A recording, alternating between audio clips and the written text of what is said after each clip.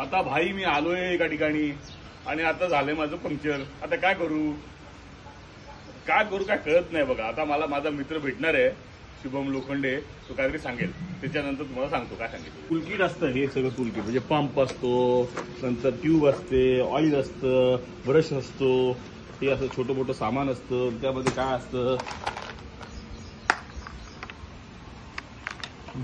Puncture kit असतं आणि हे आपलं टूल किट असतं, सगळं टोटल टूल किट.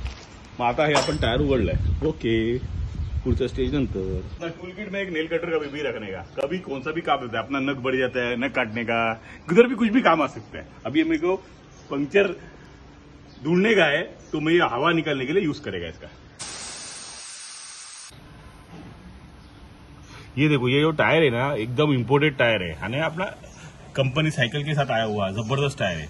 ये पंक्चर होने जब हवा निकाल देंगे, see how it takes the shape, it takes a different shape.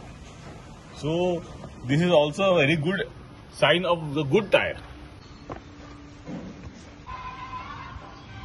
हे बघा, अशी अशी बोट घालायची, म्हणजे you have to insert your fingers inside the tyre to feel if there is some object or external particle is not there inside the tyre which is damaging or happening.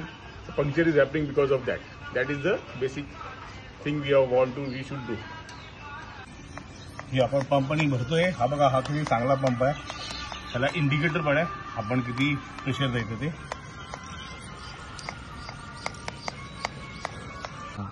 आता मी काय काय केलं, हे हवा आपण ट्यूब काढली होती, हे पण काढलं होतं, टायर काढला होता व्यवस्थित, ट्यूब मधलं चेक केलं, टायर मध्ये काही घाण नाहीये ना, ट्यूब व्यवस्थित हवा भरली आणि आता ट्यूब हवा भरून ह्याच्यामध्ये बसवतोय. हा आपल्याला आधी टाईट करायचा पूर्णपैकी.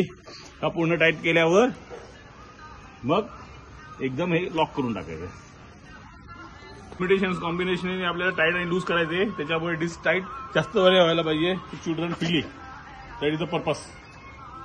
आता आपण मागच्या टायरचा we are going to learn rear tyre. Okay sir, done. Now I am removing the rear wheel. Bas.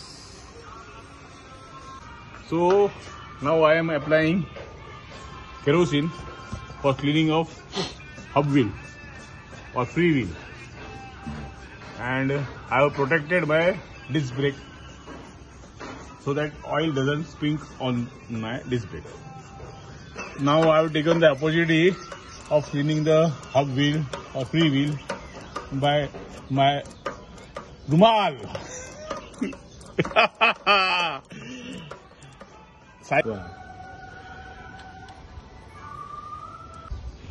Okay,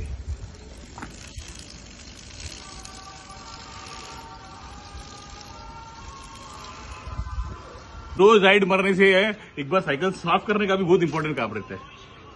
म्हणजे मराठीत बोलतो आपण स्वतःची सायकलची काळजी स्वतः घ्यायला पाहिजे रायडिंग झाल्यानंतर. त्यासाठी ही आपण रोज करत नाही, जसं स्ट्रेचिंग करत नाही सायकलिंग झाल्यावर, तर हे पण करायचं खूप महत्वाचं असतं. Cleansing the tube.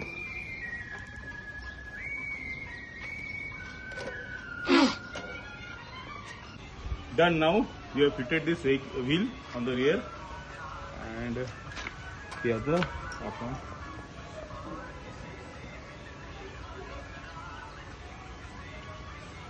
Mission accomplished.